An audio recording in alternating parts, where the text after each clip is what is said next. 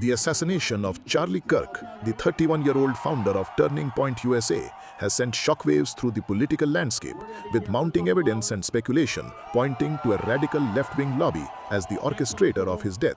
So what is a woman? Dude, I don't know. That one's hard. I know that's your line, and I think that's hard to say, man. I don't know.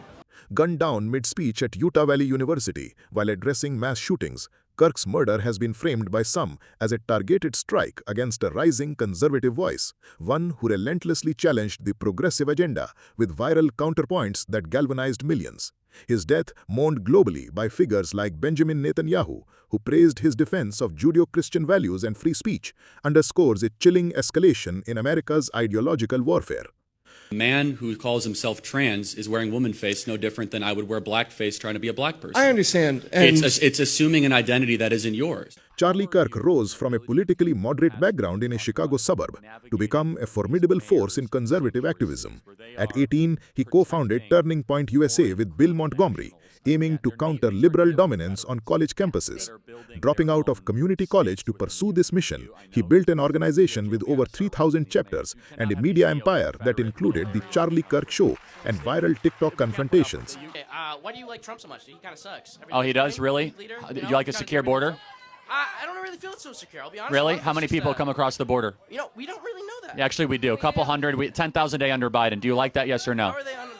Border crossings are down 99.9%. Oil is down. Inflation is down. Price of eggs is down. We're going to see peace between Russia and Ukraine. We're going to have a tax cut, no tax on tips, no tax on overtime, no men and female sports, no chemical castration, drill, baby, drill. Next question. Thank you very much. His influence peaked during the recent presidential campaign, where his podcasts and tours were credited with swaying young voters, earning him close ties with the Trump administration.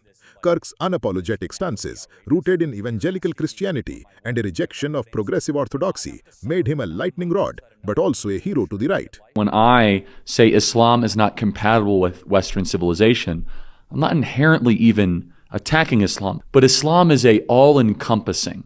That Allah is over all, right? That you submit in all that you do. And talk about how when the Islamists go into Western countries, we know that they don't assimilate, but they actively then try to run for political office and then try to get involved in government. Kirk's views painted a stark picture of American society under threat from what he called a spiritual battle against Marxism, Islam, and secular liberalism. He argued that the left was eroding free speech and traditional values, a message delivered with provocative sound bites that went viral. You believe that being here in America here is a right or a privilege? Is a right and a privilege. You have a right to be here? Yes, I believe anybody has a right to movement to wherever they want. So you would get rid of all borders? Yes. One such moment came during a campus debate when he declared, "There's no such thing as white privilege. It's a myth designed to divide us," a statement that sparked outrage but racked up millions of views online. Another viral clip featured him challenging a transgender student, asserting, "Biology isn't bigotry. Men and women are different, and that's a fact," a stance that fueled both support and backlash. His claim on a podcast, "The Civil Rights Act of 1964 was a huge mistake. It overreached and created reverse discrimination," ignited fierce debate, with supporters cheering his boldness and critics labeling him divisive.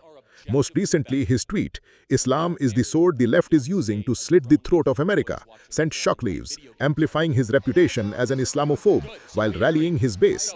I'll give you £1,000 right now if you could tell me the U.S. citizen that was deported under Donald Trump. You said that twice. Yeah, the U.S. citizen that was deported under Donald Trump. Can anyone tell me? £1,000. I'll give it to you right now. Yeah, name? Wrong, not a U.S. citizen. Citizen El Salvador. Anyone else? U.S. citizen, deported under Trump. Nope, that was a lie. You should know better than that. You go to Oxford. So that is a correction. Number two. The left's hostility toward Kirk was palpable, fueled by his success in countering their narrative. His organization's Professor Watchlist, which targeted liberal academics, drew accusations of harassment, while his anti-vaccine stand during the pandemic and denial of climate change further enraged progressives. Turning points events like the "You Are Being Brainwashed" tour were met with protests, and his recent collaboration with Japan's conservative Seicom party heightened tensions. This backdrop suggests a motive for the left to silence him, especially as his influence grew among Gen Z conservatives, threatening their long-term dominance. Spiritual battle is coming to the West, and the enemies are wokeism or Marxism combining with Islamism to go after what we call the American way of life. And the American way of life is very simple. I want to be able to get married, buy a home, have kids, allow them to ride their bike till the sun goes down, send them to a good school, have a low-crime neighborhood, not to have my kid be taught the lesbian, gay, transgender garbage in their school.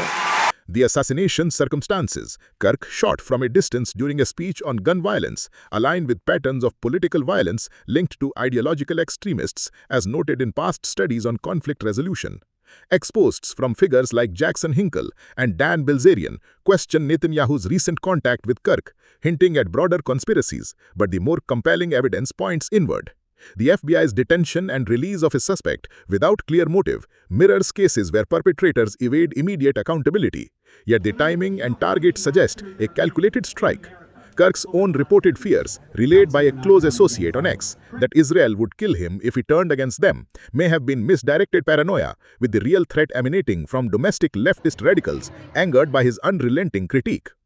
Kirk's death is a tragic loss for those who valued his commitment to open discourse, despite his polarizing rhetoric. His viral counterpoints, challenging white privilege, transgender ideology, and historical narratives, struck a chord with a segment of America that feels marginalized by the left's cultural ascendancy. The left lobby's alleged role in his killing reflects not just a rejection of his ideas, but a willingness to eliminate dissent, raising urgent questions about the future of free speech in a nation increasingly divided by ideology.